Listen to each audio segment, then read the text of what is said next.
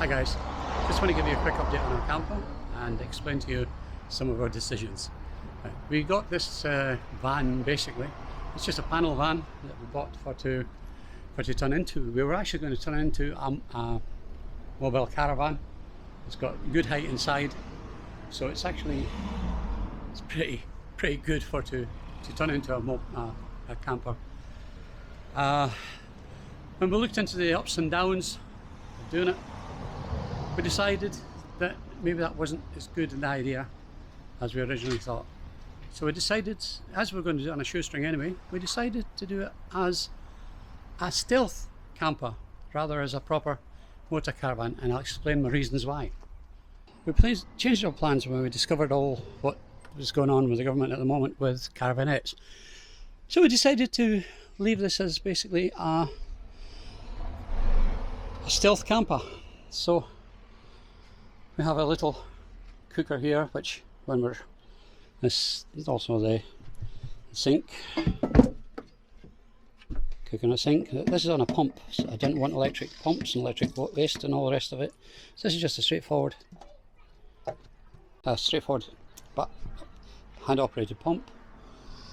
A little ring that we can pack away. I may put a hob in here a little bit later, fixed hob. I didn't want to mess of all the tanks and everything, so we have just a water can we can take out and fill anytime. And in here we have the waste.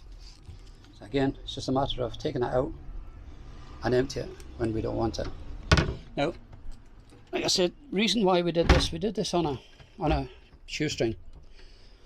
The cupboard I bought for £5 off of Marketplace. When we're travelling, let's say we put the kettle away and we just pack that in there so it's not in the road. And if she wants a little bit more working space, then she's got that. I put a little cupboard in here just to hold sauces and what have you when we're travelling. I made a fixed bed. The reason for the fixed bed is I wanted storage underneath. I didn't want wardrobes. I was originally going to put a shower and toilet in this part, and I thought, why? No need for it at the moment. The sides are done with felt, projector up here, and LED lights on the roof. The LED lights work from here.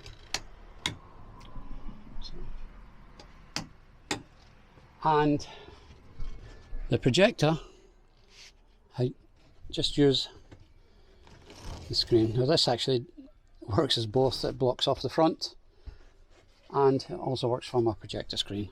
Obviously my jackets aren't normally hanging there. Got a bit of storage just above there, and my other storage is underneath the locker. These are just boxes and they're just held in with a straightforward, dead easy pin just to stop them sliding about when I'm driving. Just so I'm in line with regs. As I say, that's the stealth camper option was so I could do it cheap and easy, and I could use it straight away because we were supposed to be going away pretty quickly and we didn't have much time. For it to turn into a camper, which was my original idea, I wasn't worried about this dent in the side, because as a camper I would have been cutting that out and putting windows in. And then I discovered that to turn into a camper for British regulations, you have to have two windows in this side, a window on the other side, one of which must open. You must have an awning on the side. You've got to have vehicle graphics. And to be honest, it was starting to work out where it was just going to cost more than it was actually worth doing. And let's say I wanted to get away pretty quick and I wanted to do it on a budget. The sink on Amazon, the sink cost me £24. The hob, that was a gift, but it's about 12 to £18. The cabinet, £5. A water can I already had, waste can already had. That's just a piece of flooring for as a front, and I've also got insulation behind all of the panelling, so it's quite well insulated as well as all the rest, but I never paid a fraction of what it would have cost me if I was doing it properly as a camper. My reason for going stealth, right, I discovered that, as I say, to turn it into a camper was going to take me a lot longer. By the time I fitted the windows and the sides, you're looking at 300 each for the windows, around roughly, let's give or take. So even if you're saying £1,000 for the windows between this side, or even, it doesn't matter, even if I got them second hand, £500, it's still a lot of money, a lot of time, and a lot of work. I then have to get the graphics on the side, say another couple of hundred, not much more. I have to have a fitted, well, the kitchen wouldn't be a problem, I could get away with that if I put a ceramic hob in. Most of the rest I could get away with without costing me too much money, but it's the time and it's the effort. The government at the moment, the Drivers Vehicle Standard Agency is being a little bit difficult just now. I reckon somewhere about 15% of the people who are applying for the conversion is getting it. Most of them have been refused, and they won't give you a reason. I don't want to put an awning on. That's apart from the £1,000 for the awning. I really don't want an awning. And as a stealth camper, I can park places where there's no way in this world I would get into or be able to park with a camper or with a motor caravan.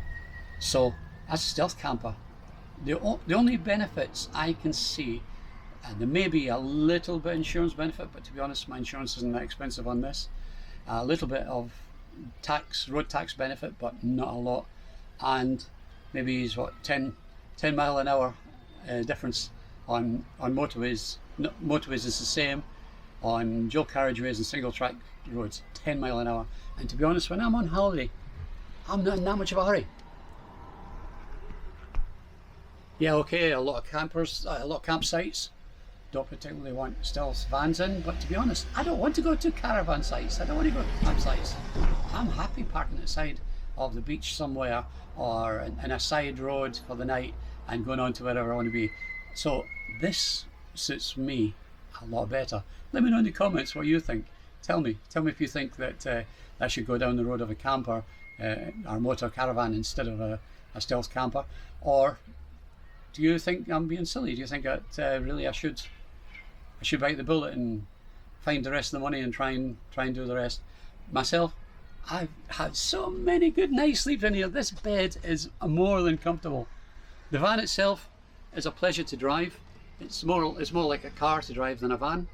Okay, it's a little bit bigger and a little bit higher, so I can't get into under 1.8 meter when there's a barrier on. But it's never stopped me. There's always somewhere you can park with a stealth. I can park on a side street. I can park in an industrial estate.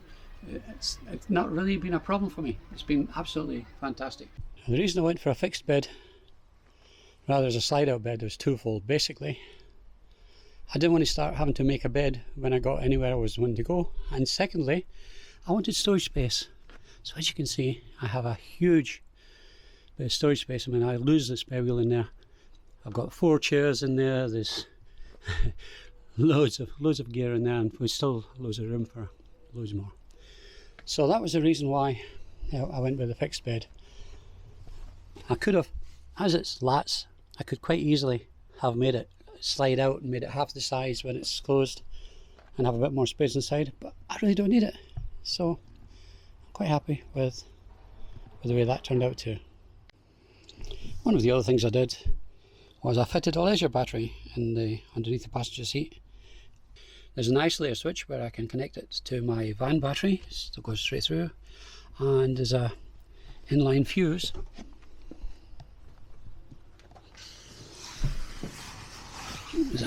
That's an inline fuse. Put it here. Now this feeds not only my back lights but my socket for my portable fridge, and I have 2 voltmeters connected. This shows the voltage of my battery for the leisure. This shows the voltage for my leisure battery, and this one shows the van battery voltage. So I know that I'm never going to run my battery flat when I'm out. And if I want to, if my van battery goes a little bit low, I can also connect it directly back through from my leisure battery. So that's a wee guided tour of my van. If you think anything I've said, if you like any of what I've said, please don't forget, like, subscribe, drop me a comment, tell me what you think of the video, because I'm kind of relatively new to this van life thing, although I've had caravans and all the rest of it for many years. I've done more towing than I've done driving, but anyway, let me know if I'm along the right tracks, and I'll talk to you later. Take care, bye.